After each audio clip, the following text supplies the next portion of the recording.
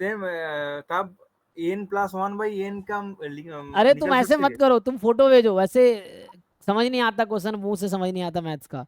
तुम क्रॉप करके क्वेश्चन भेजा करो कि ये क्वेश्चन, इसमें ये डाउट है। सर वो वाला लास्ट क्वेश्चन देख लीजिए।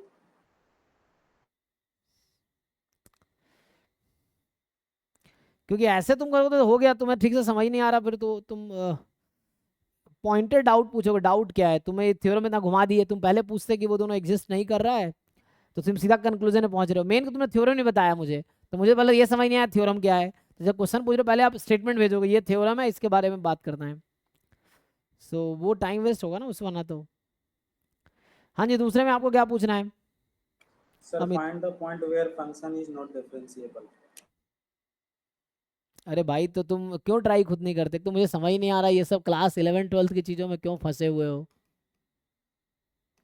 x+1 x-1, दिक्कत है ना, आपका बिहेवियर बड़ा इरिटेटिंग सा लगता है मुझे, क्योंकि आप सीखना नहीं चाहते हो, आप मुझे चेक करना चाहते हो, ये बहुत दिक्कत की बात है। सर हम किए हैं, खुद से यहाँ से बनाए देखिए हैं। x प्लस, इसका फैक्टराइजेशन क्या होगा?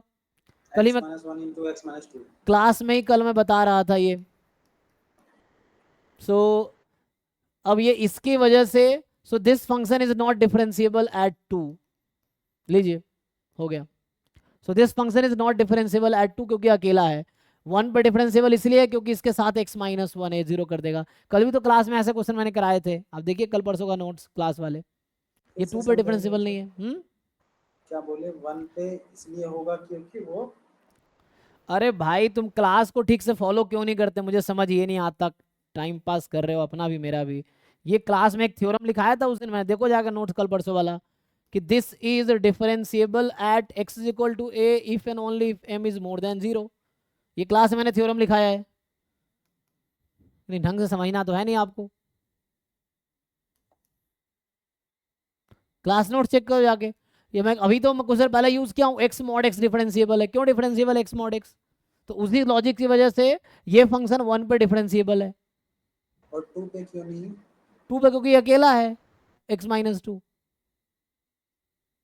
ओके, मतलब m कोई फ्रैक्शन भी हो सकता है ना, m ग्रेटर देन 0 ओनली जी कंडीशन। जी बिल्कुल, कोई फ्रैक्शन भी हो सकता है। और इतना दिमाग लगाने से प्रॉब्लम क्या है? आप f'2 निकालो, डज नॉट एग्जिस्ट आ जाएगी। f'1 निकालो, 0 आएगी इस क्वेश्चन में, आप जाके चेक करो। सो f'2 आएगा डज नॉट एग्जिस्ट, क्योंकि लेफ्ट हैंड लिमिट 2 पे अभी कुछ दिन पहले ही तो बताए थे। 2 रखेंगे 2-1 2-1, तो इस पे लेफ्ट हैंड लिमिट आएगी, जो आप निकालोगे तो आएगा -2।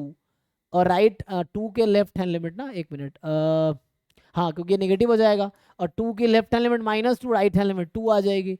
कल ही तो एक क्वेश्चन क्लास में करा, आप ही आंसर कर रहे थे, लेकिन पता नहीं क्यों समझ नहीं आता आपको।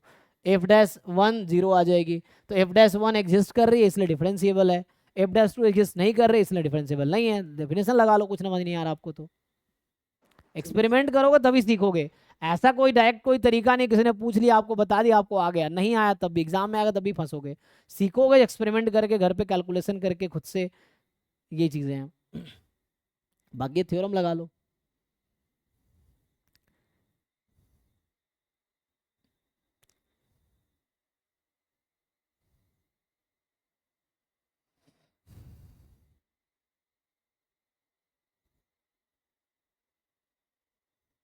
हो गया भाई तुम्हारा बचा? सुदीप्ता बताओ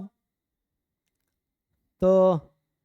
जी हाँ, और भेजा है सर। क्रॉप आठ करके भी आठ भेज सकते हो, इतना तुम फोटो